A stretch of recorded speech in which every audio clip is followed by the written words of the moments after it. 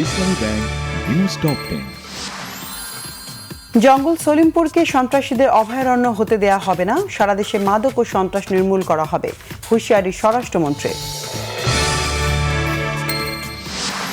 পল্লবীতে শিশু রামিসা ধর্ষণ ও হত্যা মামলায় 2 আসামির বিরুদ্ধে অভিযোগ গঠন করা হবে আগামীকাল। শিশু রামিসা ধর্ষণ ও হত্যা মামলায় আসামিদের সর্বোচ্চ সাজা চাইবে সরকার, জানিয়েছেন আইনমন্ত্রী মোহাম্মদ আসাদুজ্জামান। ঈদের টানা 7 দিনের ছুটি শেষ হচ্ছে আজ, রাজধানীতে ফিরছে ঘরমুখ মানুষ। কাল খুলবে অফিস, ব্যাংক, বিমা।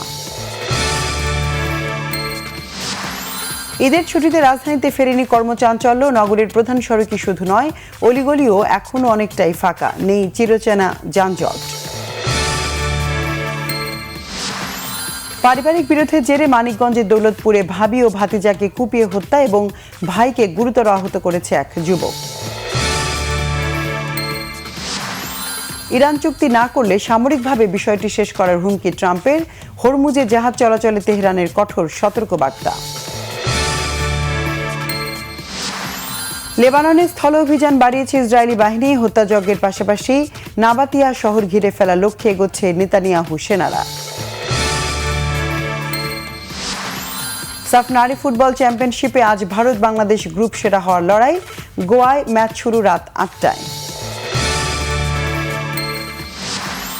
ইতিহাস গড়া হলো না আর্সেনালের, চ্যাম্পিয়ন্স লিগের মুকুট ফের পিএসজির, টাইব্রেকারে ফাইনালের মীমাংসা।